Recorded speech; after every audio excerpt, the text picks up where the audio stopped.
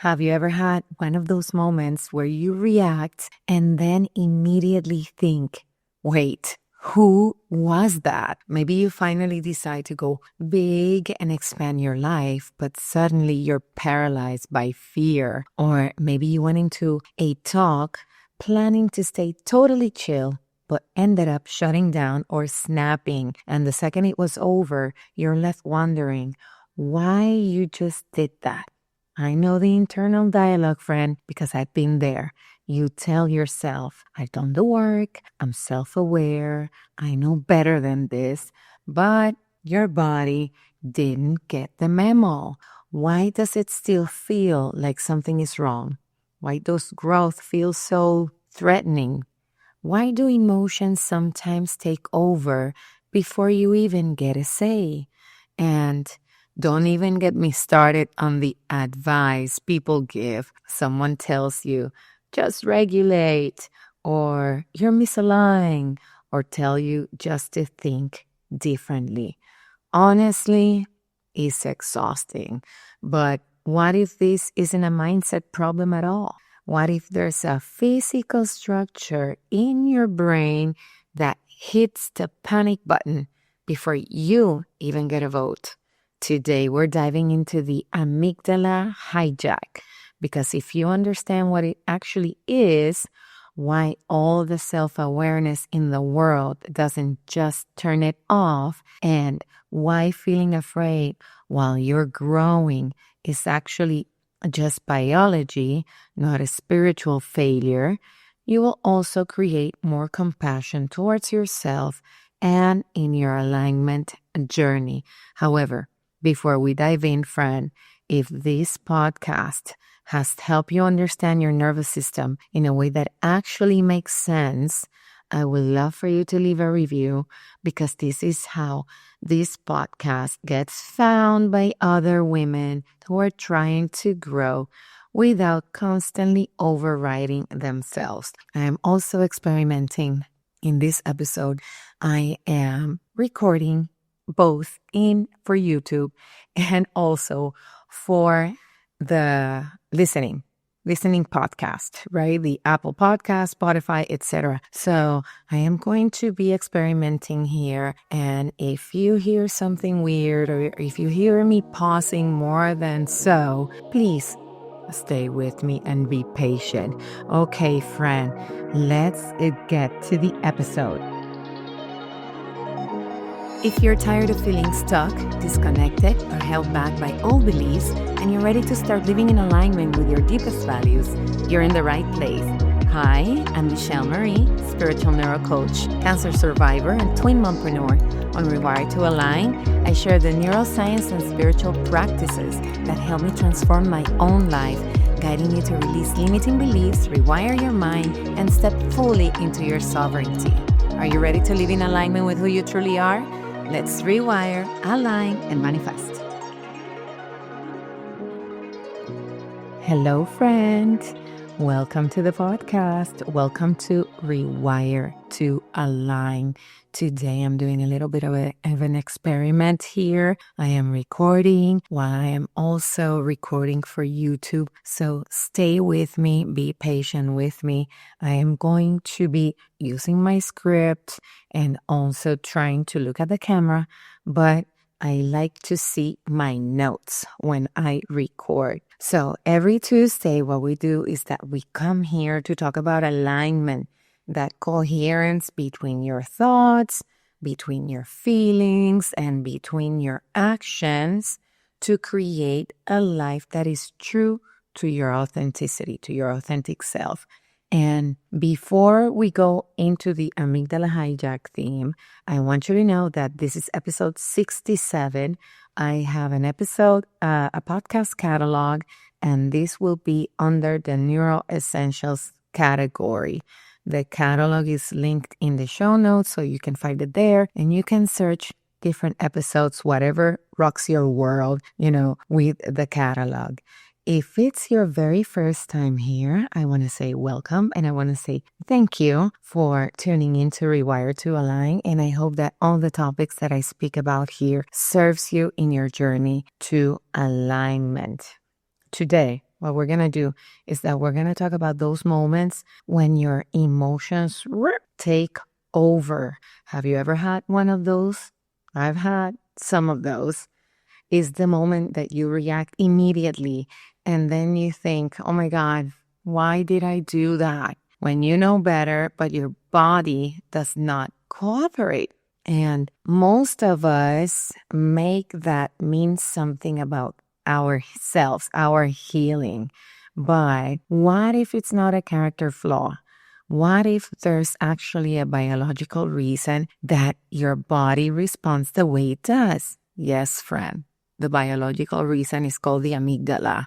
So in this episode, I want to walk you through what the amygdala is, what it does, why awareness alone doesn't shut it off, and how subconscious conditioning shapes what your brain interprets as danger. Because once you understand that fear during growth is biological, not a spiritual failure, you are going to stop fighting yourself. And I'm going to share something a little personal with you because I've lived this and I know that you have heard me talk about this before. Back when I was going through my cancer diagnosis and surgery, this is back in May 2025, there were so many moments where logically I knew I was supported. I mean, I had the doctors. Dr. Slomovitz, shout out to you. Thank you for saving my life. I had the info. I knew what I was going to do, what I was going through. And I had people by my side, like my husband, my twin girls, the friends that I have that I love them. On paper, I was safe, okay? But underneath it, right, very deep, and let me tell you, I have been working on myself for a long, long time. But underneath all of that, there was this steady concern, like, what if my twin girls grow up without me, without their mom? What if I don't see who they become? This is a normal worry. What if I don't get to enjoy my children or their children, right? I want to become a grandma and I want to be able to enjoy my grandchildren, but what if that doesn't happen? And the thing is, honestly, it wasn't big and dramatic like a movie movement inside of me. It was not loud or obvious. Again, because I have worked on myself, so I learned how to regulate my nervous system. But it was just there, like this constant low-level hum in the background of my nervous system that I couldn't turn off. And what really hit me was this. Even when I sat myself down and did the whole "you are okay and everything is going to be fine" pep talk that I had with myself, my body didn't care. It stayed a little bit on the edge. And that's when it clicked me. Survival wiring doesn't wait for reassurance. And let that land. Survival wiring does not wait for reassurance. It doesn't pause to ask, hey, have we processed this in therapy yet? It just fires. And look, if my brain was doing this while I was having a health crisis, of course it's going to fire when you're just trying to navigate your life. Of course you're going to feel panic when you finally set a boundary with someone you love. When your heart races, when you stop people pleasing and actually speak up. Of course, it's going to flare up when you decide to outgrow your old identity that you've had for years. Amiga, your brain doesn't actually sit there and measure the size of a threat. It measures familiarity. We have spoken about this for a while in different episodes, especially since the beginning of the year. It measures your sense of belonging and the risk of losing connection. To your amygdala, new and different, even if it's healthier, looks a lot like dangerous and unknown. Once I realized that, it changed everything for me. It wasn't about being weak. It was just my brain trying to keep me safe. All right, let's get into the actual why behind all of this. And I want to explain what's happening inside your brain from a neurospiritual perspective. And again, I have my notes here and I like to look at them when I am recording, if you're seeing this in YouTube. Okay, I want to pull up a visual we all remember. And I don't know if you love the Oscars, but I love to see the Oscars. I love to watch the Oscars. Do you remember Will Smith at the Oscars? Do you remember that? Or did you read about it in the news, in Google? Think about it. 1 second he's there, he's sitting down, he's laughing at a joke. And then the next, before anyone even processes what's going on, he's on stage punching poor Chris Rock. That was very surprising, right? That was very, very surprising. And it wasn't calculated. That was a classic amygdala hijack. And I bring this example because when I was studying neuroscience in Brain Academy, which is where I got my certification, this is the example our teacher gave so that we could understand how this works. So deep in the center of your brain, like right here, if you look at your temples, right here in the temples, if you touch your temples and you think about an imaginary line going right to the center of your brain, you have these two tiny almond-shaped structures called the amygdala, and you're going to think of them as your internal security team. And the only job that they have is to scan for threats and keep you alive. Scan for threats and keep you alive. That's it. Very simple. They're not checking your vision board. They're not reading your manifestation journals. And they are definitely not measuring your personal growth. They are only asking one question. And that question is this safe? And here's the catch. They move super fast. Way faster than your logical thinking brain. In the case of Will Smith, going back to the example, his amygdala didn't see a comedian making a joke or his friend Chris Rock making a joke. It saw a threat to his wife's dignity, and his survival wiring fired before his prefrontal cortex could even get a vote. That's what happened. Very simple. It was not cool at all, right? It came with consequences, but that's truly what happens. Before you can even tell yourself, okay, I am safe, your amygdala has already pulled the fire alarm.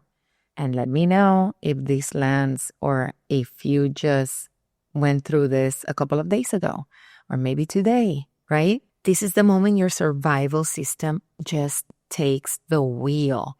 Your heart rate starts shifting, your breathing gets shallow, and your body locks up. Your sympathetic nervous system gets activated, and suddenly you are pushed into fight, flight, freeze, or fawn. Some of us get reactive, which is the fight. Some of us want to disappear, which is the flight. Some of us go super numb, which is the freezing part. And some of us start over-functioning to keep everybody happy, and that's the fawning.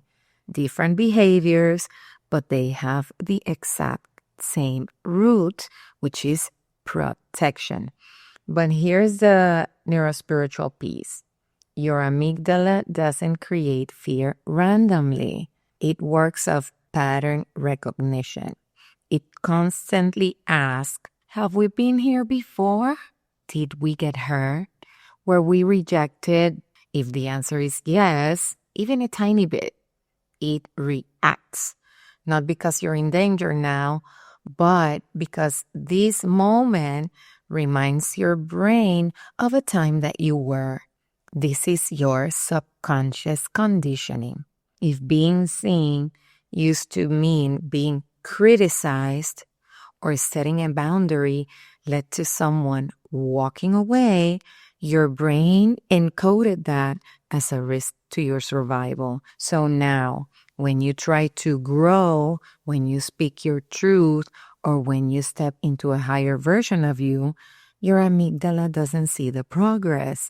It sees unfamiliar territory. And to your survival system, unfamiliar feels unsafe. This is why, friend, awareness alone doesn't change the game. You can journal about your patterns and know better, but your body can still react. Why? Because awareness lives in your thinking brain, but survival lives in your nervous system. Again, awareness lives in the thinking brain, survival in your nervous system. And it's exactly what Bessel van der Kolk means in his book, The Body Keeps the Score. Your mind can move on, but your tissues and your nerves hold on to the memory of what felt like a threat. And I recommend that you buy that book and you read it. It's going to be linked in the show notes, or you can go to my Amazon shop and you can find it right there. Insight is cognitive, but safety is physiological.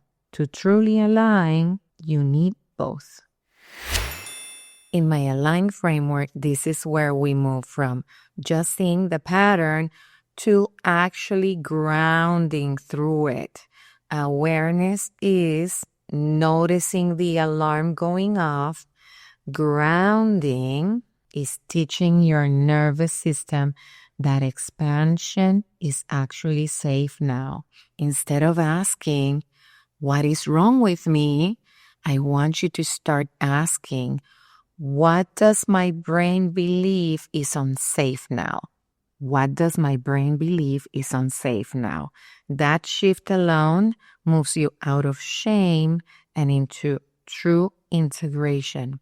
And honestly, this is one of the biggest edges I see women having right before they expand. And it's normal. Don't think it's not normal. This is very normal. And this is actually the reason I decided to go live and do a workshop in April, because understanding the amygdala intellectually is one thing, but learning how to create safety in your nervous system while you grow, that's another thing that's super different. And inside that workshop, we're going to work directly with this edge. We're not pushing past fear or overriding it. We're going to be building the kind of internal safety that allows expansion to feel steady instead of chaotic. If what I shared today feels like it's describing your life at the moment, that space is for you, friend.